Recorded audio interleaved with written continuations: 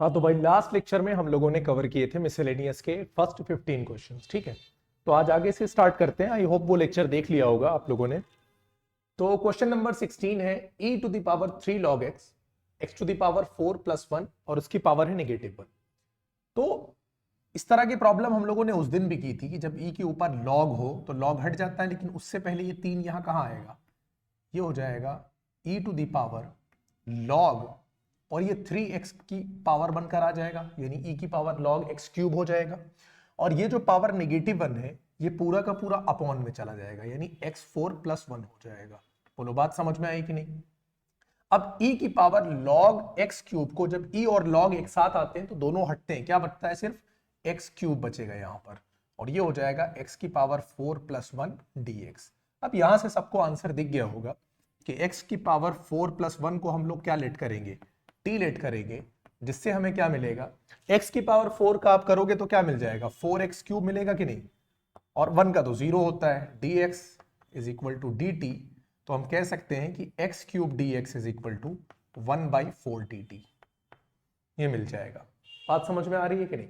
अब 1/4 dt यानी यहां पे रिप्लेस कर दो तो ये हो जाएगा 1/4, और x क्यूब dx को रिप्लेस करेगा dt और अपॉन हो जाएगा t।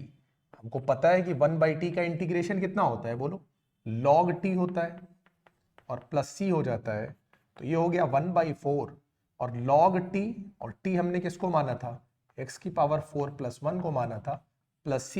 ये मेरे क्वेश्चन नंबर 16 का आंसर होगा। बात समझ में आ गई कि नहीं।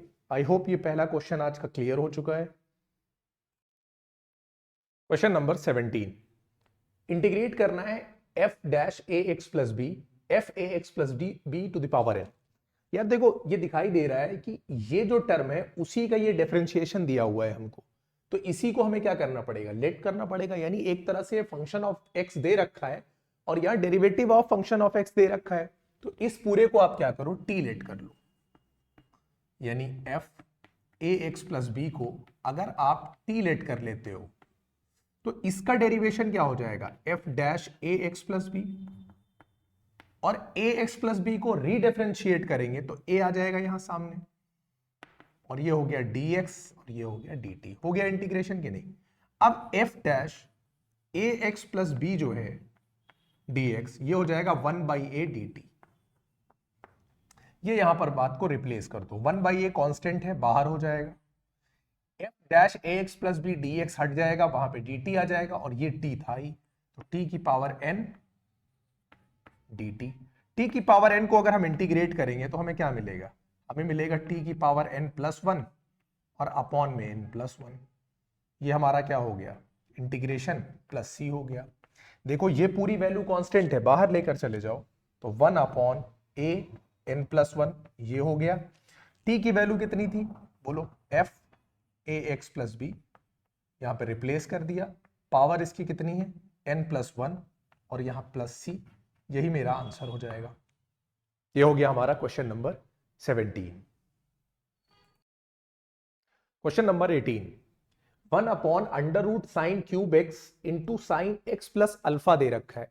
देखो ये साइन a प्लस बी है या नहीं है, तो पहले इसको उस फॉर्मूले से कर दो ओपन, तो ये हो जाएगा 1/, यहां पर आप अंडर रूट लगा दो, ये हो गया sin³x, और जब आप इसको ओपन करोगे साइन एक्स प्लस अल्फा को तो क्या हो जाएगा, sine a into cos B plus cos a into sine B.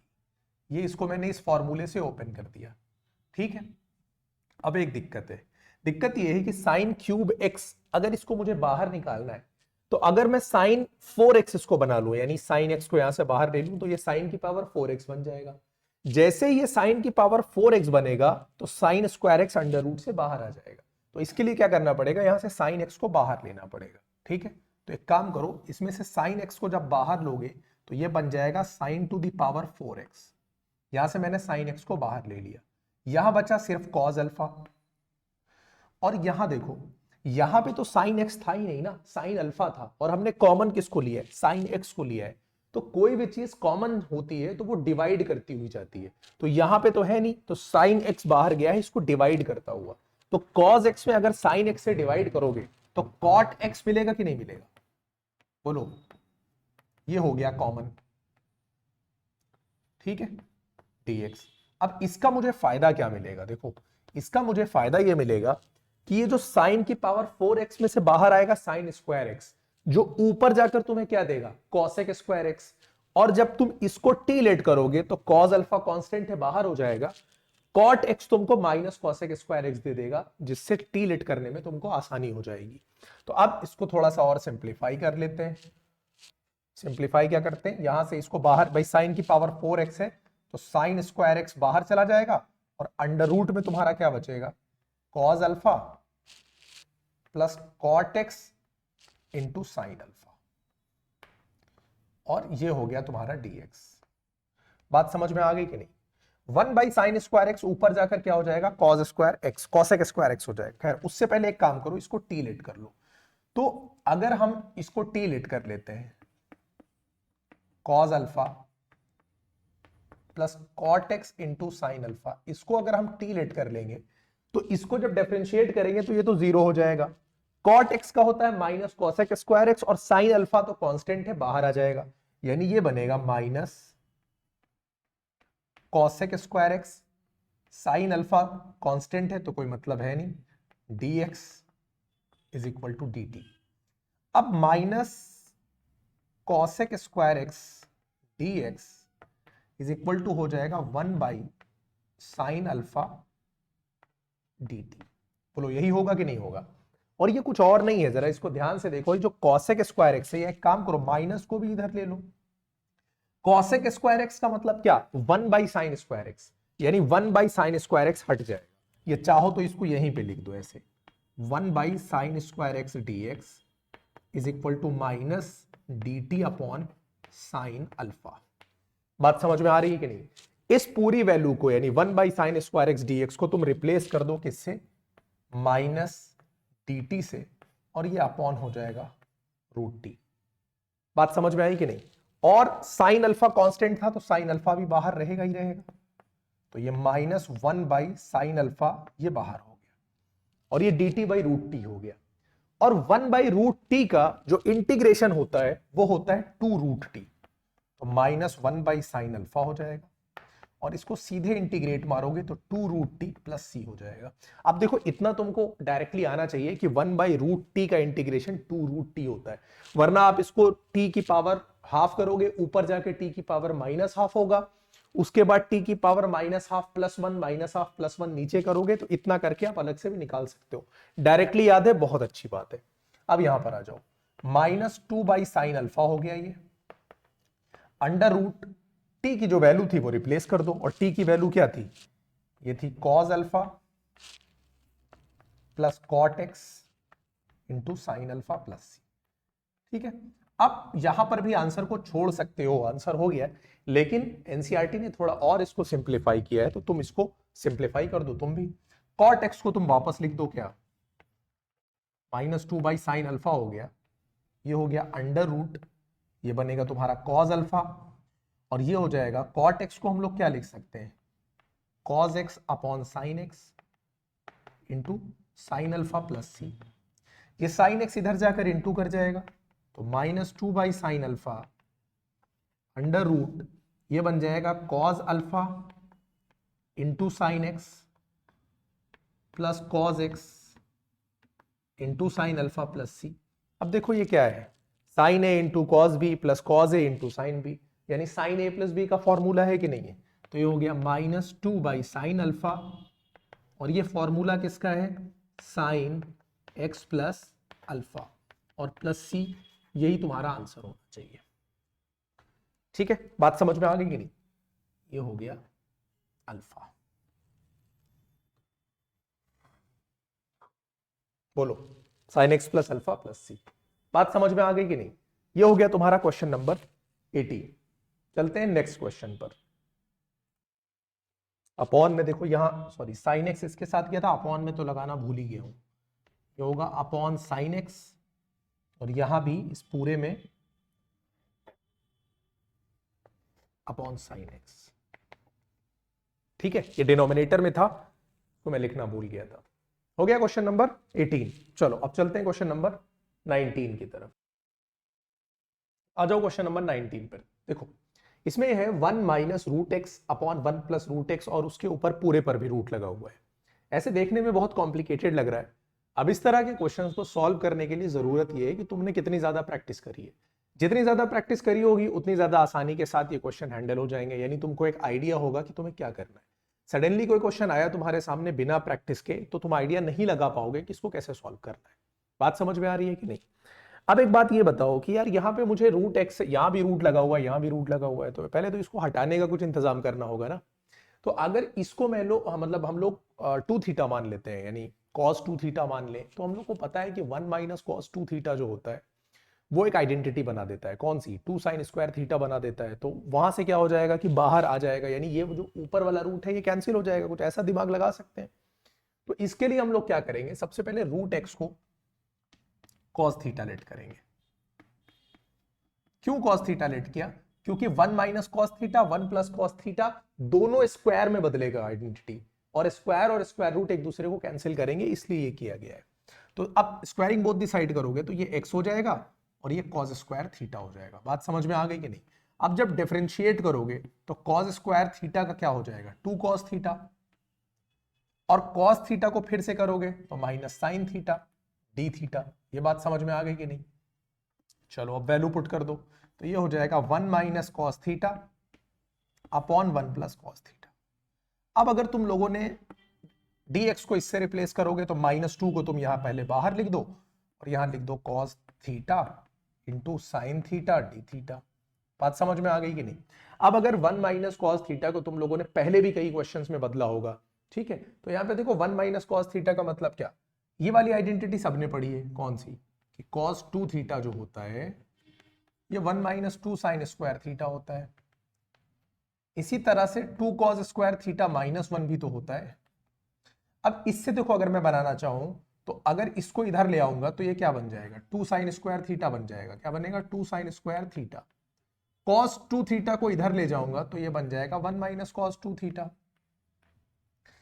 लेकिन मुझे 1 माइनस कॉस 2 थीटा तो नहीं चाहिए ना, मुझे तो 1 माइनस कॉस थीटा चाहिए। यानी इस एंगल को हाफ किया गया है, तो इस एंगल को हाफ किया गया है तो इसको भी तुम क्या कर दो? हाफ कर दो। यानी 2 थीटा को हाफ करोगे तो थीटा होगा, और इस थीटा को करोगे तो थीटा बाई 2 हो जाएगा। तो अब यहां पर इसी चीज को कन्वर्ट करते हैं, तो ये हो जाएगा -2। जब इसको कन्वर्ट करेंगे तो ये क्या बनेगा? 2 साइन स्क्वायर थीटा बाई 2। और सिमिलर पैटर्न पे जब 1 प्लस कॉस थीटा बनाओगे तो बनेगा 2 कॉस स्क्वायर थीटा बाई 2। बात समझ में आ गई कि नहीं? इसको कॉस थीटा, इसको साइन थीटा लिखा रहने दो। अब ये बताओ, ये हो गया -2, यहां पर 2 और 2 कैंसिल आउट हो जाएगा, स्क्वायर के ऊपर स्क्वायर रूट है, हट जाएगा, तो ये हो जाएगा साइन थीटा बाई 2 और ये हो जाएगा कॉस थीटा बाई 2। अब ये बताओ यार, ये cos थीटा बाई 2 यहां कहीं कट सकता है। कैसे कट सकता है? अगर हम लोग साइन थीटा को क्या लिख दें, देखो इसको cos थीटा लिख दो, साइन थीटा को तुम लिख दो 2 sine theta by 2 into cos theta by 2। कौन सी आइडेंटिटी लगाई भाई? साइन 2a बराबर क्या होता है? 2 sign a into cos A. तो उसी आइडेंटिटी का यहां हम लोगों ने यूज कर लिया। cos theta by 2 cos theta by 2 cancel out हो गया। ठीक है, अब 2 को बाहर निकाल सकते हैं, लेकिन अगर हम 2 को बाहर ना निकालें तो अपने लिए ज्यादा अच्छा है। क्यों? देखो 2 sine theta by 2 sine theta by 2 से इंटू करेगा तो 2 साइन स्क्वायर थीटा बाई 2 बनेगा, जिसको हम लोग 1 माइनस कॉस थीटा लिख सकेंगे, यानी आसानी से एक आइडेंटिटी में कन्वर्ट हो जाएगा। तो इसको क्या करो, इसको 2 साइन स्क्वायर थीटा बाई 2 लिखा रहने दो इंटू कॉस थीटा, और ये हो गया डी थीटा। बोलो यहां तक बात समझ में आ रही है आसानी से कि नहीं? 2 साइन स्क्वायर थीटा बाई 2 को अब यहां से उठाओ 1 माइनस कॉस थीटा, इसके बराबर रख दो, तो अब ये हो जाएगा -2 और ये हो जाएगा 1 माइनस कॉस थीटा और ये हो जाएगा कॉस थीटा डी थीटा। बोलो बात समझ में आ गई कि नहीं? अब इसको यूज कर लेते हैं यहां पर भाई, कॉस थीटा को अंदर क्या कराओगे? यहां पर देखो मल्टीप्लाई करा दोगे इधर, तो ये हो गया -2 कॉस थीटा इंटू 1 कितना हो जाएगा? बोलो कॉस थीटा हो जाएगा, और cos theta into cos theta कितना हो जाएगा? कॉस स्क्वायर थीटा हो जाएगा, और इसको मुझे क्या करना है? इंटीग्रेट करना है। ठीक है, अब देखो ये हो गया -2, इसको अलग करेंगे, इसको अलग करेंगे, क्योंकि कॉस स्क्वायर थीटा में आइडेंटिटी लगेगी, कॉस थीटा डायरेक्टली लग जाएगा। तो हम क्या करते हैं, यहां पर कॉस थीटा को हम लोग अलग ले लेते हैं और माइनस इसको क्या लिख लेते हैं, इसको तुम लिख सकते हो 1 प्लस कॉस 2 थीटा अपॉन, ठीक है। अगर तुम लोगों ने वो किया है, क्या बोलते हैं उसको, थर्ड वाली एक्सरसाइज अच्छे से, तो ये आइडिया तुमको लग रहा होगा कि कैसे करना होगा। अब देखो यहां पर क्या करेंगे, जब कॉस थीटा को तुम करोगे तो ये हो जाएगा साइन थीटा, इसका इंटीग्रेशन हो गया, माइनस 1/2 को निकाल कर बाहर करो। जब 1 को तुम इंटीग्रेट करोगे तो आएगा थीटा, और जब तुम कॉस 2 थीटा को करोगे तो ये आ जाएगा साइन 2 थीटा अपॉन। बोलो बात समझ में आ गई कि नहीं। अब ले जाओ माइनस से अंदर इंटू करा दो, तो हो जाएगा -2 sine theta, minus minus plus हो जाएगा, 2 और 1/2 कैंसिल आउट हो जाएंगे, यानी ये सीधे सीधे प्लस हो जाएगा, और ये थीटा, और ये हो जाएगा sign 2 theta by 2 plus C. ठीक, ये मेरा इंटीग्रेशन वाला काम खत्म हो गया। लेकिन मुझे तो आंसर किस में लेकर आना है, बोलो, मुझे आंसर लेकर आना है एक्स में। यहां जो आंसर आया है वो किस में आया है, थीटा में आया है। तो देखो साइन थीटा, थीटा तो यहां पता है कि मैं कॉज इनवर्स, भाई थीटा बराबर कॉज इनवर्स रूट एक्स हो जाएगा, थीटा को मैं रिप्लेस कर लूंगा। लेकिन मुझे साइन थीटा भी चाहिए ना, तो भाई अगर कॉज स्क्वायर थीटा दिया हुआ है तो साइन थीटा आसानी से निकल जाएगा कि नहीं। भाई कॉज स्क्वायर थीटा कितना है, एक्स है, यहां से देखो बना ही देता हूं, sine square theta plus cos square theta 1 होता है कि नहीं होता है। ये एक्स दे रखा है, तो साइन स्क्वायर थीटा बराबर कितना हो जाएगा, 1 माइनस एक्स, और साइन थीटा बराबर फिर कितना हो जाएगा, √1 माइनस एक्स।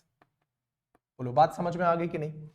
ये यहां पर रिप्लेस कर लेंगे, यहां पर भी। अब साइन 2 थीटा में दिक्कत करेगा, तो साइन 2 थीटा को क्या लिख सकते हैं, 2 साइन इंटू कॉज, साइन भी पता है कॉज भी पता है, 2 2 कैंसिल आउट हो जाएगा। अब ये सारा काम कर लो, तो -2 साइन थीटा को मैंने रिप्लेस किया, √1 माइनस एक्स है, प्लस थीटा हो जाएगा कॉज इनवर्स √x, प्लस इसको मैं लिख सकता हूं 2 sine theta into cos theta upon 2 plus सी। यहां पर मैंने आइडेंटिटी लगा दी साइन 2 थीटा की, ये 2 और ये 2 कैंसिल आउट हो गया, ये हो गया -2 1 minus x plus cos inverse √x, plus sine theta था तुम्हारा 1 minus x into cos theta था तुम्हारा √x प्लस सी।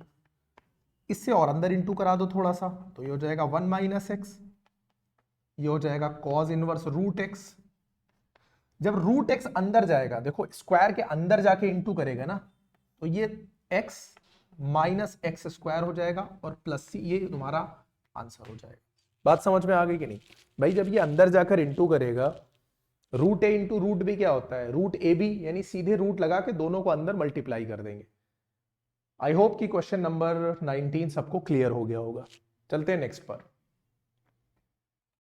चलो देखो क्वेश्चन नंबर 20, ये 2 plus sign 2x upon 1 plus cos 2x e की पावर x है। अब जैसे ही e की पावर x देखा होगा, एक आइडिया लग गया होगा तुरंत।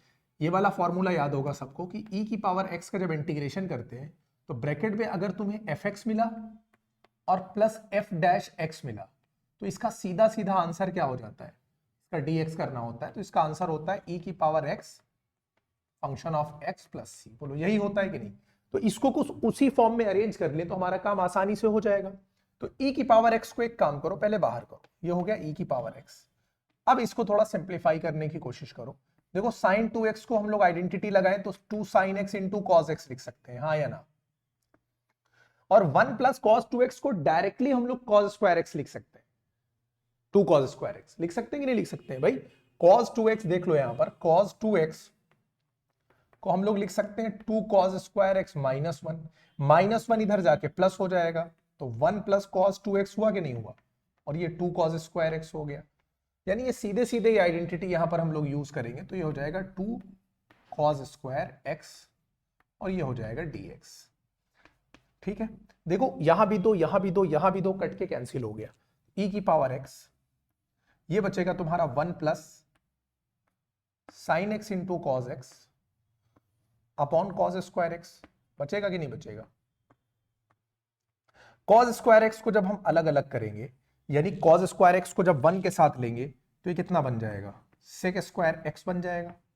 और जब हम लोग कॉज स्क्वायर एक्स को इसके साथ लेंगे तो एक कॉज एक्स इसकी एक पावर को काट देगा तो sign x by cos x बचेगा, यानी ये क्या बन जाएगा, tan एक्स बन जाएगा, ठीक, dx। अब एक बात बताओ, tan एक्स का डिफरेंशिएशन सेक स्क्वायर एक्स होता है कि नहीं होता है?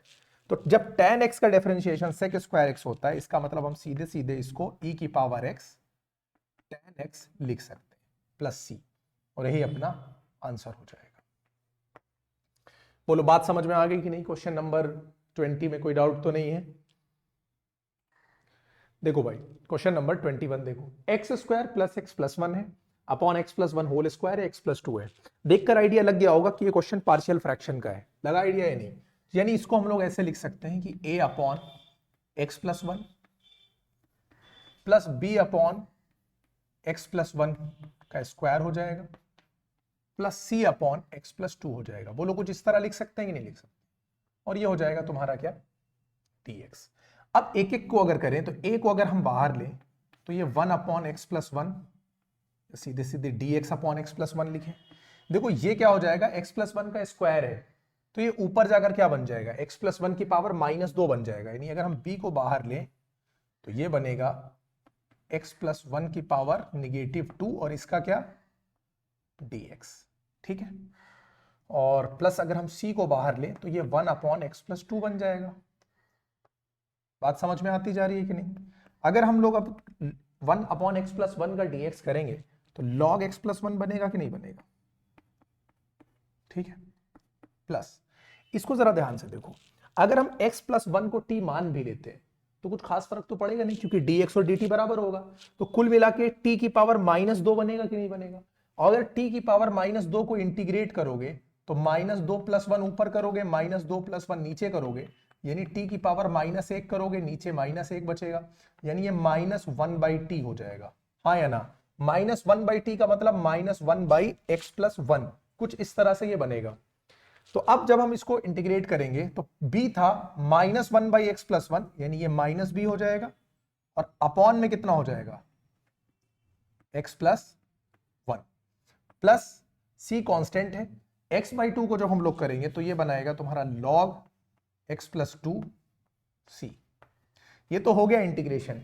अब इंटीग्रेशन करने के बाद हम लोगों को क्या करना है, मेन काम a, b और c की वैल्यू निकालनी। और पार्शियल फ्रैक्शन में जो मेन काम होता है वो यही होता है, a, b और c की वैल्यू निकालना। तो अब हम लोग a, b और c की वैल्यू निकालकर यहां पर पुट कर देंगे, क्वेश्चन हमारा कंप्लीट हो जाएगा।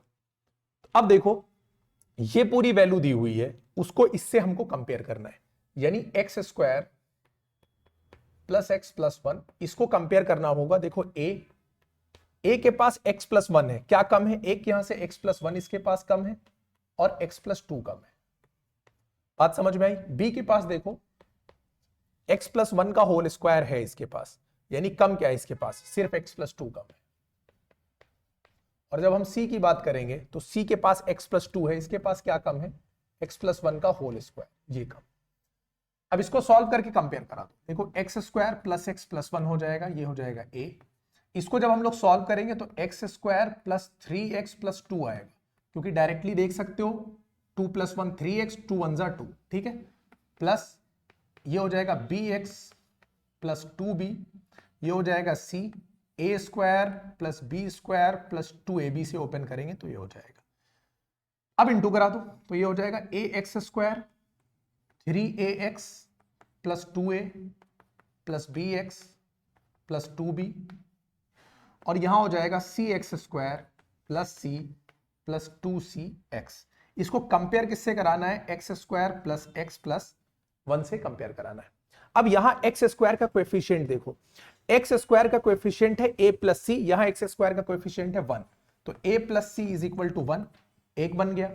x का कोएफिशिएंट यहां देखें कितना है, 3a, एक तो ये हो गया, x का कोएफिशिएंट एक ये हो गया और ये हो गया, यानी ये हो जाएगा 3a plus b plus 2c, और इसकी भी वैल्यू कितनी हो जाएगी, 1। कांस्टेंट टर्म इसका 1 दे रखा है, कांस्टेंट टर्म तुम्हारा यहां 2a है और कांस्टेंट टर्म यहां 2b है और लास्ट में यहां प्लस c है, इसकी वैल्यू भी कितनी दे रखी है, 1। अब ये 3 इक्वेशन बनेंगे और इसको हमें सॉल्व करना पड़ेगा। अब इसके लिए एक काम करो, ए प्लस सी है, ये वैल्यू निकालकर किसी इन दोनों इक्वेशन में पुट कर दो ताकि वो बी और सी की फॉर्म में आ जाए। तो ए को हम लोग देखो क्या लिख सकते हैं, ए को हम लोग यहां से लिख सकते हैं 1 माइनस सी, ए को लिख सकते हैं हम लोग 1 माइनस सी। तो यहां पर जब रिप्लेस करेंगे तो 3 1 जा 3 minus 3c plus b plus 2c is equal to 1 हो जाएगा। तो ये हो जाएगा b minus 3c plus 2c, कितना बन जाएगा ये माइनस c, और 3 उधर जाकर क्या दे देगा -2। ये एक इक्वेशन बनेगा। जब इसमें पुट करोगे a की वैल्यू 1 माइनस सी, तो 2 1 जा 2 माइनस 2c हो जाएगा, plus 2b plus c is equal to 1 है। तो 2b minus 2c plus c minus c हो जाएगा, और 2 उधर जाकर कितना हो जाएगा 1 माइनस 2 माइनस 1 हो जाएगा। इसको ले आओ यहां पर, ये हो गया -1। अब c माइनस सी यहां भी है, माइनस सी यहां भी है, तो क्या करेंगे सब्ट्रैक्ट करेंगे। सब्ट्रैक्शन में साइन बदल जाता है, तो ये माइनस हो जाएगा, ये प्लस हो जाएगा, ये कैंसिल आउट हो जाएगा। b minus 2b minus b हो जाएगा, -2 प्लस 1 -1 हो जाएगा। तो b इज इक्वल टू कितना निकल कर आया 1। ये वैल्यू किसकी आ गई 1 की वैल्यू आ गई, यानी b की वैल्यू आ गई। b की वैल्यू को अगर हम यहां पर रिप्लेस कर देंगे तो 2 1 जा 2, तो minus c is equal to -1, और उधर जाकर -2, minus c is equal to -3, तो सी इज इक्वल टू 3 आ जाएगा। ठीक है, c इज इक्वल टू अगर 3 आ गया तो a is equal to 1 minus C था, यानी 1 माइनस 3 -2 आ जाएगा। तो a b और c तीनों की वैल्यू हम लोगों ने फाइंड कर ली है। अब इस वैल्यू को सिंपली हमको यहां लाकर रिप्लेस कर देना है। तो a की वैल्यू देखो कितनी है -2, तो ये हो गया -2 log x प्लस 1। b की वैल्यू कितनी आई है 1 आई है, तो -1 अपॉन x प्लस 1 लिखा रहेगा ये, और प्लस c की वैल्यू तुम्हारी कितनी आई है 3 आई है, तो 3 log x प्लस 2 और प्लस c, ये मेरा आंसर हो जाएगा। ठीक है, यहां पर अगर इस c और इस c में कंफ्यूजन हो, क्योंकि इसको कांस्टेंट की तरह यहां यूज किया है, तो फिलहाल इसको c1 भी लिख सकते हो, बाद में कांस्टेंट की जगह c लिख देना। क्लियर हो गया, ये हो गया हमारा क्वेश्चन नंबर 21। ठीक है, अभी इससे पहले क्वेश्चन नंबर 22 की तरह एक क्वेश्चन हम लोगों ने सॉल्व किया था। वहां पर यहां पे रूट एक्स लिखा हुआ था, ये tan इनवर्स नहीं था फिलहाल। ठीक है, तो इसको हम लोगों ने रूट एक्स को कॉस थीटा माना था, ताकि अंदर ये वाला रूट हम लोग कैंसिल आउट कर सके। तो सेम चीज यहां पर भी रिपीट करेंगे। हम x को क्या मान लेंगे कॉस थीटा मान लेंगे। तो जब हम x को कॉस थीटा मानेंगे तो dx इज इक्वल टू क्या हो जाएगा minus sine theta d theta. क्यों, क्योंकि कॉस थीटा का डिफरेंशिएशन माइनस साइन थीटा होता है। अब ये हो जाएगा माइनस बाहर लिख दो, ये हो जाएगा tan इनवर्स, यहां लग गया under root 1 minus cos theta upon 1 plus cos theta d theta. ठीक, अब ये हो गया तुम्हारा tan inverse 1 minus cos theta को अभी हम लोगों ने पहले भी किया था कि इसको हम लोग 2 साइन स्क्वायर थीटा बाई 2 लिख सकते हैं।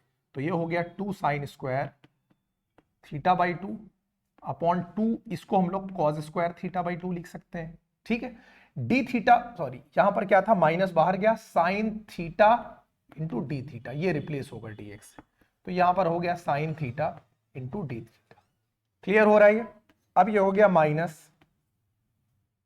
tan इनवर्स, 2 और 2 कैंसिल आउट हो जाएगा, साइन स्क्वायर और कॉस स्क्वायर दोनों पे लगा हुआ है, अंडर रूट कैंसिल हो जाएगा, यानी sine theta by 2 cos theta by 2 बचेगा, जिसको हम लोग लिख देंगे tan थीटा बाई 2, और ये हो गया साइन थीटा डी थीटा।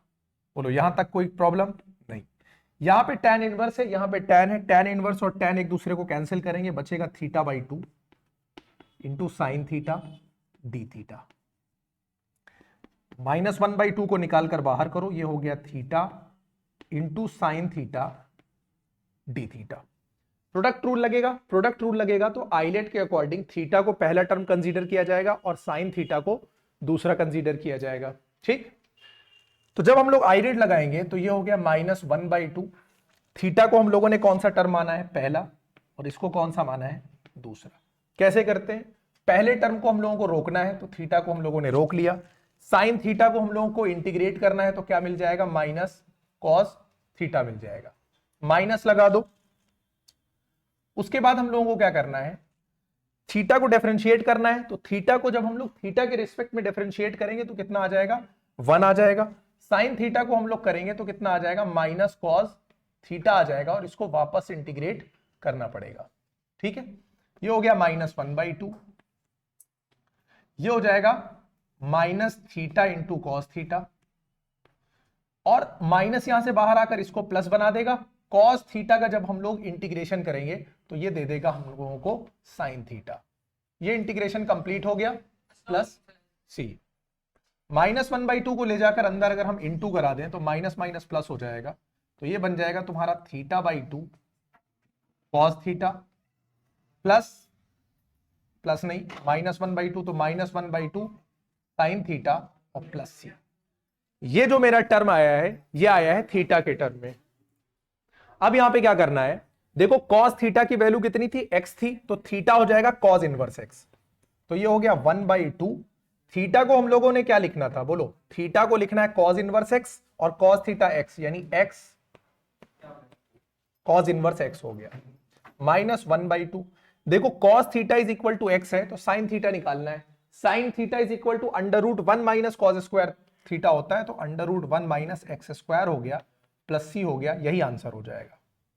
ठीक है, ज्यादा है तो 1/2 को यहां से कॉमन भी ले सकते हो, अगर 1/2 को पहले ही खैर कॉमन था, यहां क्या बचेगा, x cos inverse x minus √1 minus x square plus C.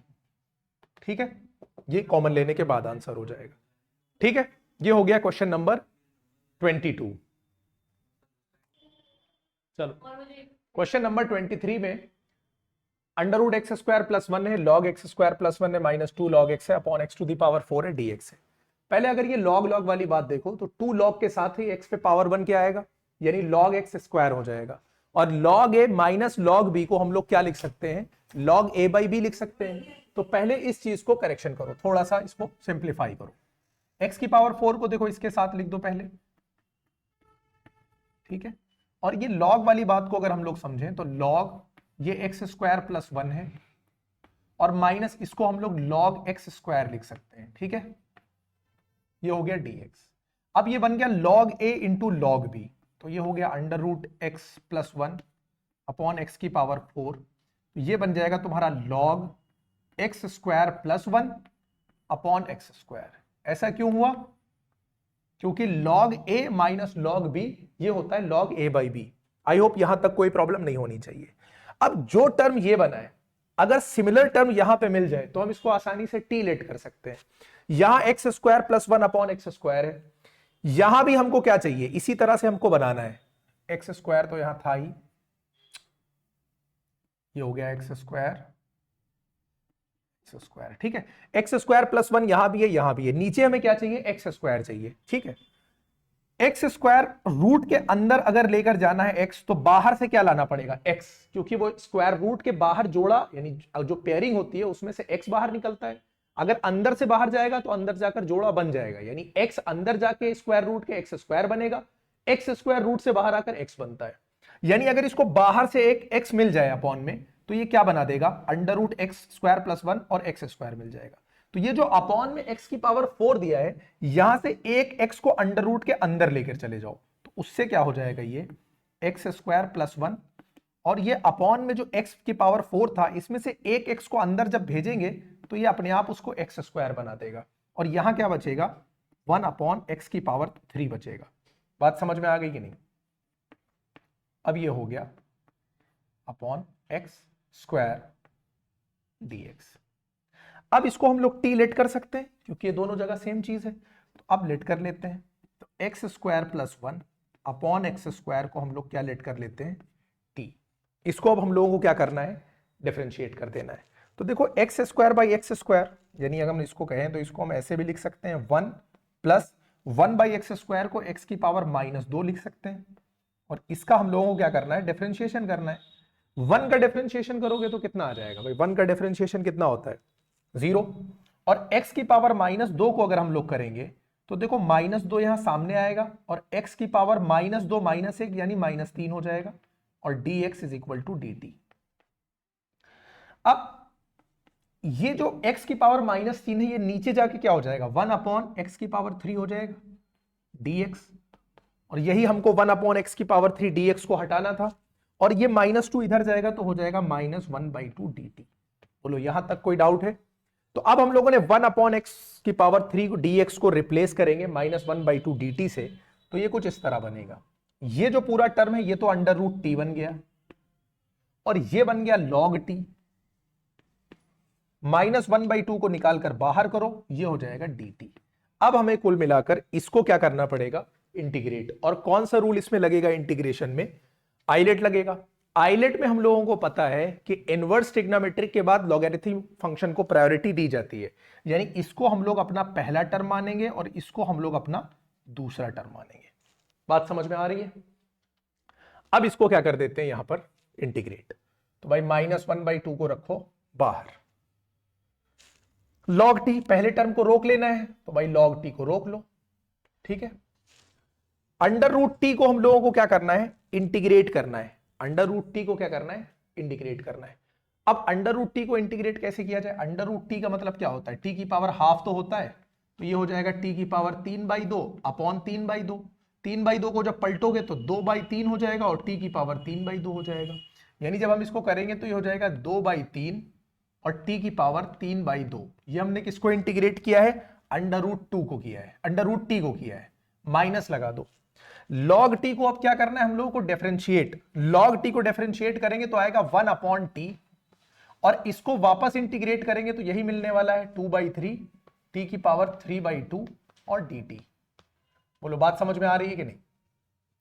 अब देखो यहां पर -1/2 हो जाएगा, 2/3 यहां भी है, 2/3 यहां से भी मिलेगा, तो 2/3 को निकालकर बाहर करो, यानी यहां आ जाएगा 2/3। यहां क्या बचा, log t इंटू टी की पावर 3/2 यहां बच गया, ठीक है।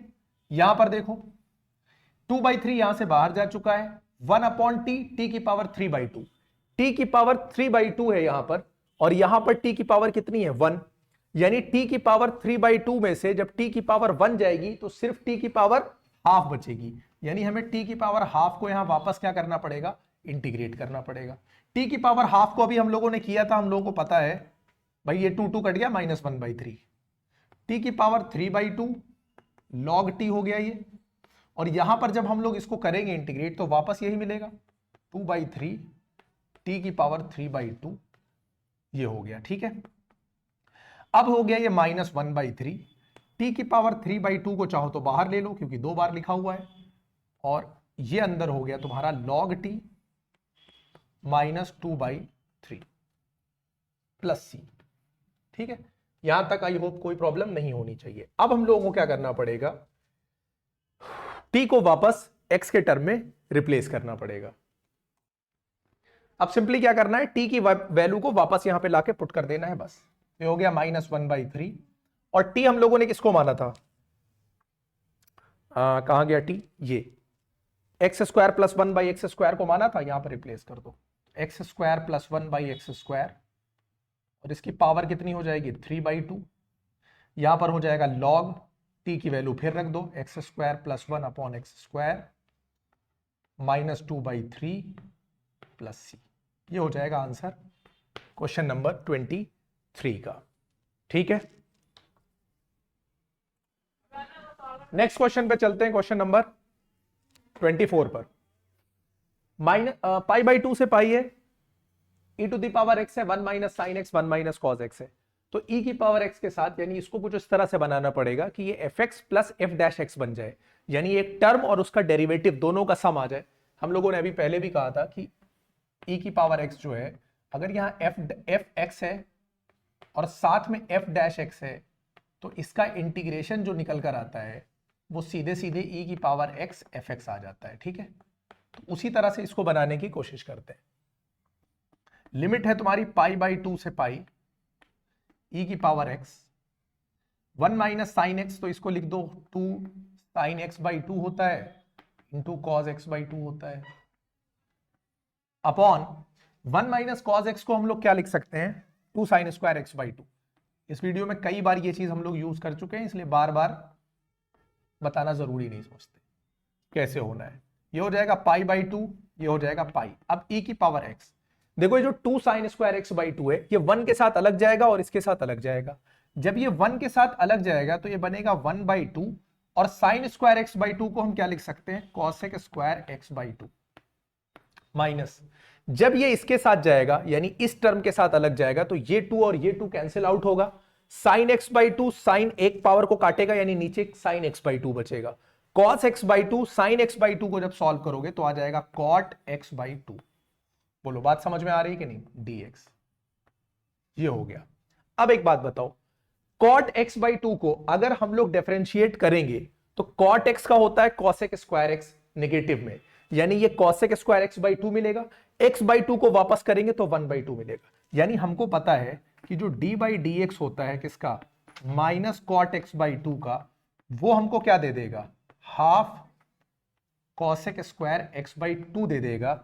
इसका मतलब इसका जो आंसर निकल कर आएगा सीधे सीधे वो हो जाएगा, ये हो जाएगा पाई बाई टू से पाई, सॉरी पहले इसको आंसर लिख लेते हैं। इसका आंसर क्या बनेगा, e की पावर x, और ये क्या हो जाएगा minus cot x by two, यानी minus cot x by two, और इस पे लिमिट लगानी है पाई बाई टू से पाई।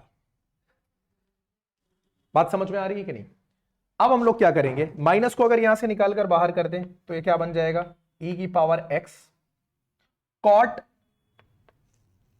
एक्स बाई टू, लिमिट कितनी है पाई बाई टू से पाई, एक बार अपर लिमिट यूज करनी है एक बार लोअर लिमिट यूज करनी है, तो माइनस e की पावर कितना हो जाएगा पाई, कॉट कितना हो जाएगा पाई बाई टू, माइनस लगा दो, e की पावर कितना हो जाएगा पाई बाई टू, और कॉट x की जगह पाई बाई टू रखोगे, टू पहले से है तो कॉट पाई बाई फोर बन जाएगा ये। ठीक, अब यहां बाहर माइनस लगा रहने दो। देखो कॉट पाई बाई टू की वैल्यू होती है 0, तो 0 इस टर्म को पूरी तरह से क्या कर देगा, 0 कर देगा, माइनस e की पावर पाई बाई टू, और कॉट पाई बाई फोर की वैल्यू 1 होती है तो ये भी खत्म हो गया, तो ये हुआ e की पावर पाई बाई टू, यही तुम्हारा आंसर होना चाहिए। ठीक है, ये हो गया तुम्हारा क्वेश्चन नंबर 24।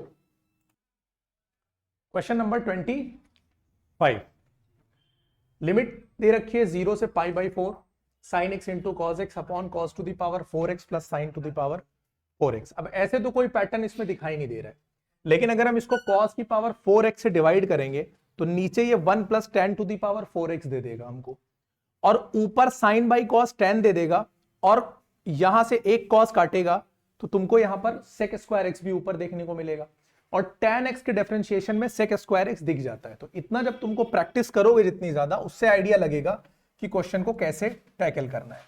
0 से पाई बाई फोर, इसको हम लोग डिवाइड कर रहे हैं किससे, cos to the power 4x से, तो नीचे भी हम लोग cos की पावर 4x से इसको डिवाइड कर देंगे, इसको हम लोग डिवाइड करेंगे cos to the power 4x dx। अब देखो 0 से पाई बाई फोर, जब यहां पर डिवाइड तुम करोगे तो एक कॉज यहां से कट जाएगा, यानी नीचे कॉज क्यूब एक्स बचेगा, तो एक कॉज को साइन के साथ ले लो, लपड़ खाओगे, खाओगे, एक कॉज को साइन के साथ ले लो तो साइन बाई कॉज क्या बनेगा, tan x बनेगा, और बचा यहां पे कॉज क्यूब एक्स, जिसको एक कॉज काट देगा तो 1 बाई कॉज स्क्वायर यानी सेक स्क्वायर एक्स मिलेगा। यहां पर देखो cos की पावर 4 cos की पावर 4 जाएगा तो 1 हो जाएगा, साइन की पावर 4 cos की पावर 4 कितना बना देगा, और ये हो जाएगा dx। बोलो यहां तक बात समझ में आई कि नहीं? हम लोग इसको लिख सकते हैं 0 से पाई बाई फोर। अब देखो अगर हम लोग इसको tan स्क्वायर एक्स का स्क्वायर कर दें तो tan स्क्वायर एक्स को जब हम टी लेट करेंगे तो tan स्क्वायर एक्स को जब डिफरेंशिएट करेंगे तो tan स्क्वायर एक्स को लिखेंगे 2 tan x, और tan x को रीडिफरेंशिएट करेंगे तो sec स्क्वायर एक्स, यानी ये पूरी ऊपर वाली बात हट जाएगी। ठीक है, तो अब इसको हम लोग लिखेंगे tan x into sec square x 1 plus tan square x, और इस पूरे पे लगा दो स्क्वायर। ठीक है, यहां तक कोई डाउट तो नहीं है? अब यहां पर हम लोग क्या करेंगे, tan स्क्वायर एक्स को टी लेट कर लेते हैं। अब tan स्क्वायर एक्स को जब डिफरेंशिएट करेंगे तो tan स्क्वायर एक्स का हो जाएगा 2 tan x, और tan x को रीडिफरेंशिएट करोगे तो हो जाएगा sec square x dx is equal to dt। यहां से पता लगा कि tan x sec square x dx, यानी ये पूरी चीज 1/2 dt से रिप्लेस हो जाएगी। यानी अब हम इसको लिख सकते हैं tan x sec square x dx is equal to half dt। ये पूरी चीज यहां पे रिप्लेस कर दी जाएगी।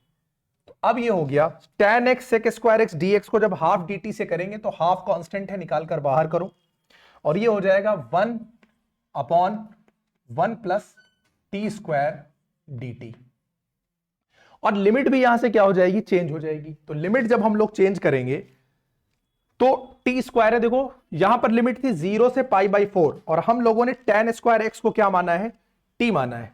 तो जब tan स्क्वायर 0 करेंगे तो t भी कितना हो जाएगा, 0 हो जाएगा, यानी लिमिट कितनी हो जाएगी, 0। और जब π/4 पुट करेंगे तो tan स्क्वायर π/4, tan π/4 1 होता है, तो t की वैल्यू कितनी हो जाएगी, 1 स्क्वायर यानी 1 हो जाएगी। ये हो गया। अब ये हो गया 1/2, ये formula 1/a square plus x square, tan inverse t हो जाएगा है सीधे सीधे। तो ये हो गया tan इनवर्स t, और अब लिमिट लगा दो 0 से 1, ये हो जाएगा 1/2 अपर लिमिट यानी tan inverse 1 minus lower limit यानी tan इनवर्स 0। tan इनवर्स 1 कितना हो जाएगा, π/4, और tan इनवर्स 0 पता है 0 होता है, तो ये बनेगा π/8। यही होना चाहिए क्वेश्चन नंबर 25 का आंसर। ठीक है, लास्ट लेक्चर में हम लोगों ने 15 क्वेश्चन कवर किए थे, 10 इस लेक्चर में कंप्लीट हो गए। अब नेक्स्ट वीडियो में जो बचे हुए क्वेश्चन नंबर 26 से 40 हैं वो नेक्स्ट वीडियो में कवर हो जाएंगे। ठीक है, तो अब मिलते हैं नेक्स्ट लेक्चर में।